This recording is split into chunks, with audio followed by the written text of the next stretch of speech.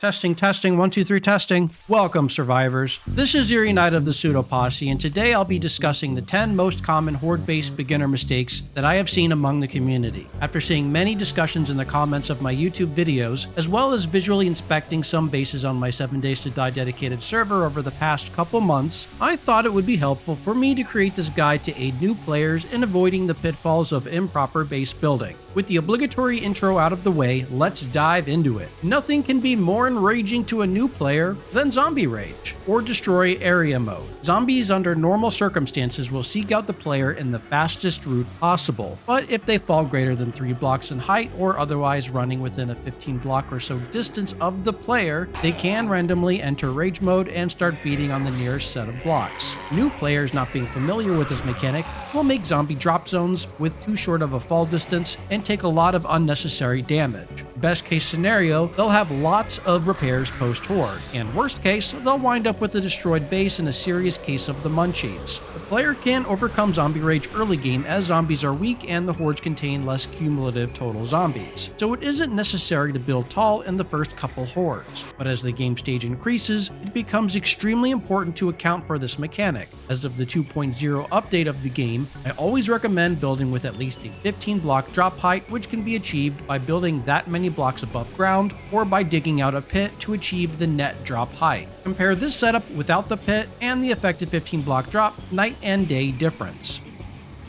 Speaking of zombies dropping, nothing can be more annoying than a zombie dropping and deciding to completely ignore the lovely intricate path you created. I've seen countless comments seeking to understand why zombies beat on their bases instead of following their path, and one main reason for this is the length of the path versus the strength and stability of your base being heavily skewed toward the path length. What do I mean by this? Put simply, zombies follow the quickest path of least resistance. If they feel the path is way too long, they will instead opt to destroy the block directly supporting the player, unless the blocks supporting the player are strong enough, in which case they will follow that long path. Thus, it is always advisable to build a direct, quick route from a drop zone back to the main path. I frequently like to do double stairs leading into the main pathway as opposed to relying on the front staircase. Try to incorporate into your horde-based designs a path back up to the player close to the area in which the zombies land. Related to this issue is when zombies won't even initially follow your path and just rush towards the player base to try and collapse it. Nothing can be more discouraging than a horde completely ignoring the pathing loop you created and just wrecking all your hard work.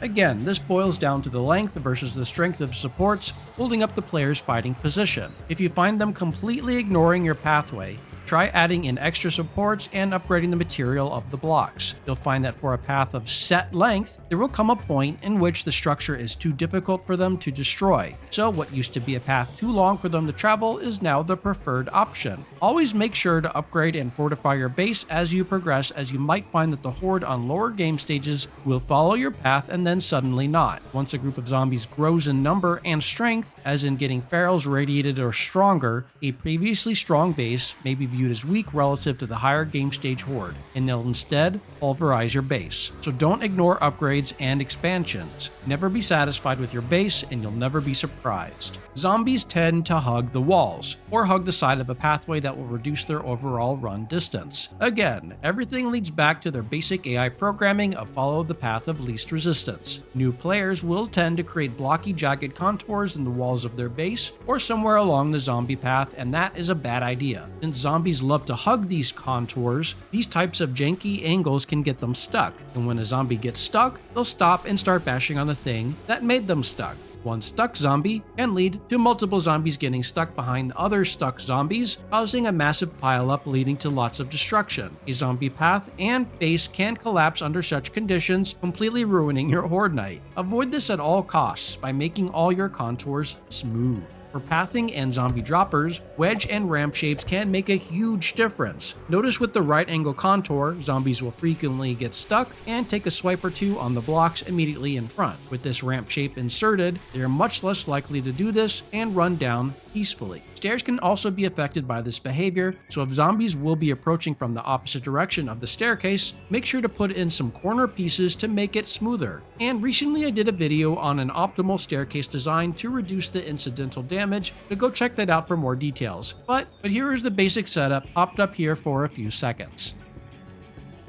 Block staircases are a fantastic way of slowing down the horde of zombies. This sort of simple design can work through all stages of the game and with best results earlier on. Why is that? Well, similar to what we just discussed, zombies that get stuck will beat on blocks, and they can get absolutely stuck on each other if the zombies in front are not moving fast enough. If traffic slows to a crawl, the zombies in the rear get cranky and act out. Thus, if you're using a block staircase, it is extremely vital to kill them fast enough as they climb to prevent zombie overcrowding. So if your ranged weapon is not adequate, be very careful using a block staircase. Early hordes, you should be able to do enough damage with melee or range to prevent yourself from getting overwhelmed. Though as game stage increases, melee becomes rather infeasible with this design. Do not use a block staircase in a melee only base late game. There is no need to slow down zombies in a melee design, and doing so will cause a huge pileup to occur the later the game stage gets. I highly recommend going with a good set of stairs and or ladders with a melee base.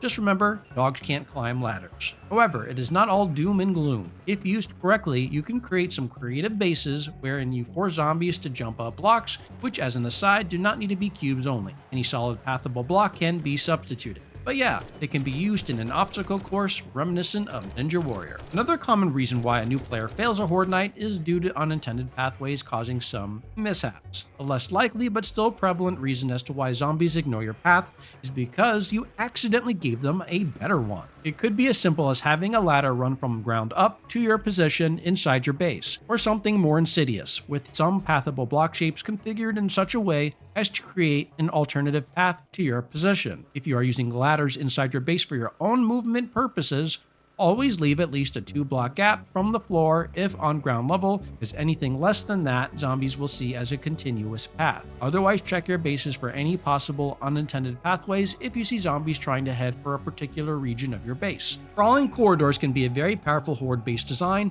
which in general require 1 1/4 cube height to fit most zombies inside. However, I have seen many a comment stating that such and such a design doesn't work in 2.x version of the game, when that is not the case. Barring any of the previous issues being prevalent, another common mistake is that zombies need some coaxing inside. It is very important to place some wedge shapes at the entrance of such a corridor, as zombies will enter it seamlessly and with little to no attacks done on the outer structure. Continuing the cube structure out to the end in the best case scenario will still allow zombies to pass, but with more restriction and a higher chance a zombie will take a swipe at it. Worst case scenario, as in the sniper rifle based design, it will prevent zombies entering entirely. Zombies will absolutely refuse to enter, but simply swap out a block and suddenly they are eager to enter once again and get their heads blown off. Some new players may have done prior research on YouTube and made themselves a nice elevated base using a simple pillar dropper, when suddenly the zombies strike at the base foundations instead. What gives? Well, there is an important distinction among pillar shapes. Excluding the fat pillar 1 meter and the slimmer 0.5 meter variant, if a pillar does not have centered or middle in the name, zombies for unexplainable reasons do not see it as a path. If the pillar is centered or middled, zombies will cross it in a heartbeat. So if you are intending to make yourself a simple zombie path from which you can knock zombies off, use the correct pillar shapes. But do note, the unpathable pillar shapes have an excellent use as horizontal supports or suspended structures, since zombies won't cross over them. Dogs can be a rather large nuisance, and failure to account for them can be the death knell for many a new survivor. Beyond the obvious advice of dogs cannot climb ladders, another small mistake some new players make is in the way they construct their defensive position. Notice the issue? How about with this setup? Basically, there's no easy way to proactively hit the dog. Yes, depending on the design, the dog could simply fall and repeat the loop, but you'll take unnecessary damage, and worst case, if they do not fall, the damage accumulation could become threatening. When building a defensive barricade, give yourself direct, easy means to attack dogs, whether by shooting or melee. Another threat during hordes are the ranged attacks of cop spit. Use the incorrect shape and their spit will fly right between the open gaps and smack you right in the face, soaked in the green stuff. Yuck! The long go-to shape for this purpose was the scaffolding ladder, but it has seen a reduction in its effectiveness in the 2.0 update and subsequent patches. It's still a viable shape, But one of my favorite new blocks is the cube's 7-meter round catwalk rails only 0-1 shape, which is easy to melee and shoot through as well as blocking most cop spit. Here are two different orientations side by side that you can use in your base designs. There are other options which I featured in several videos since the 2.0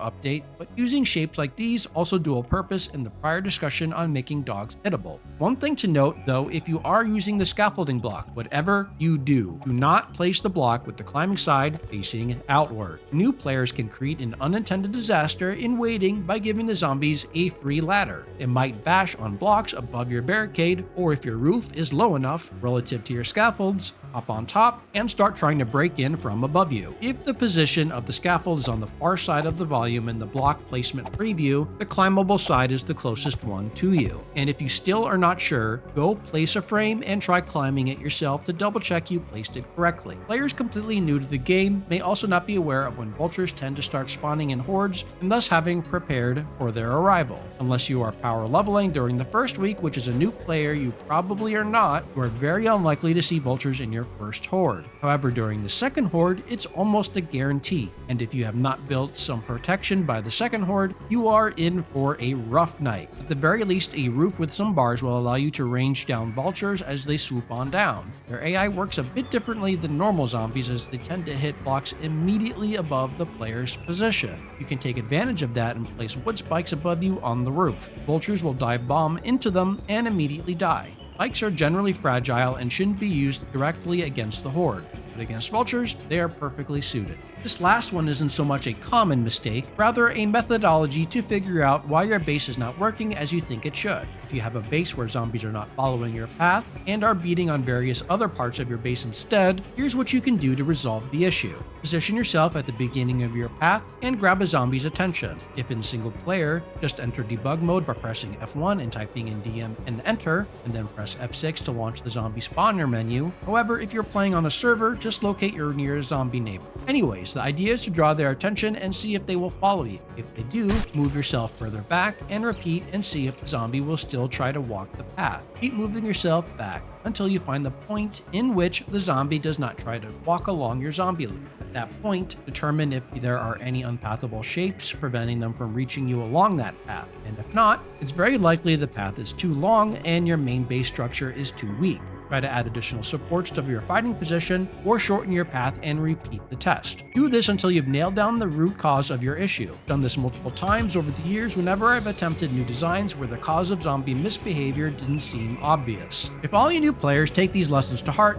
you'll avoid a lot of headache and achieve some early horde night successes. If you're looking for any base designs or useful building shapes to try out, we've got you covered on all fronts on this channel. Go check out our video catalog for plenty of informative videos on base building and tips. Remember, do not get frustrated when you see zombies destroying your early horde base designs. You are bound to make some mistakes, and if none of the tips I provided help, I highly recommend running through the last exercise I explained to try and determine the root cause of the issues you are seeing. Do you have any new player mishaps you'd like to share? Feel free to tell your story in the comments below. And if anyone has a topic they'd like to see discussed in the future, let me know and I'll do my best to make it happen. Thanks for watching, everyone. Please leave a like for the YouTube algorithm if you made it this far, and subscribe to the channel if you're not already a member. Tap the bell for notifications so you don't miss out on the next one. Last but not least, Taco Bear and I would like to say thank you to all of our wonderful Patreon supporters. All your generosity feeds back into the channel and to make it what it is. On that note, this is Eerie Knight signing off. See you all in the next one.